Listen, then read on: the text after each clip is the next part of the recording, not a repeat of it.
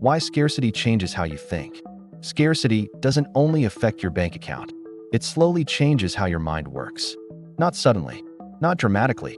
It happens quietly, over time, until the way you think starts to feel different without you being able to point to a single moment where it changed. When money is tight for a long period, your attention naturally begins to narrow. You don't wake up one day thinking differently.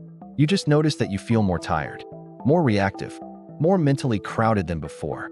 That's because scarcity forces your brain to focus almost entirely on what feels urgent.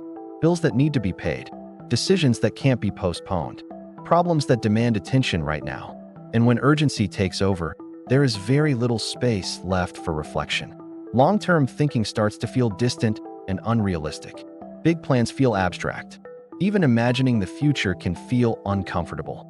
Not because you lack ambition, but because your mind is busy keeping you stable in the present. Under scarcity, your brain prioritizes survival. It scans for threats. It looks for what could go wrong next. It constantly checks whether you're still okay. That response is useful in the short term.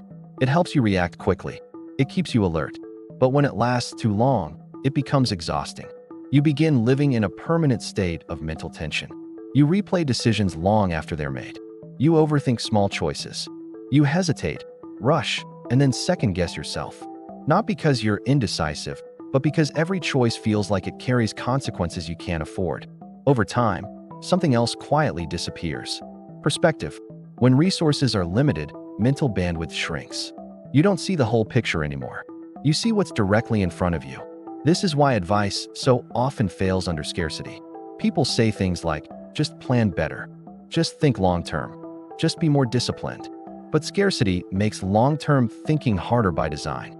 Your brain isn't broken. It's adapting. When margin disappears, the ability to zoom out disappears with it. This is also why motivation becomes unreliable under constant pressure. Motivation isn't just about willpower. It requires emotional and mental energy. And scarcity quietly drains that energy all the time.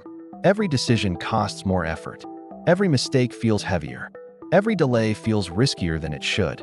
So your mind defaults to what feels familiar, what feels immediate, what feels safest in the moment. That's not a lack of character. It's a predictable response to sustained pressure. Over time, scarcity can even change how you see yourself. You stop trusting your judgment. You question your decisions. You start feeling behind, even when you're doing everything you can. And because all of this happens internally, it starts to look like a personal problem. You tell yourself things like, I used to think more clearly than this. I should be handling this better. Why does everything feel so hard now? But nothing is wrong with you. Your thinking hasn't become worse. It has become narrower. Because it had to. Scarcity doesn't make people irrational. It makes them focused. Focused on now. Focused on survival. Focused on getting through the next thing. And the longer that state lasts, the harder it becomes to imagine a future that looks different. Not because you don't want change, but because your mind has learned that today must come before tomorrow. Understanding this matters, because it changes the story you tell about yourself.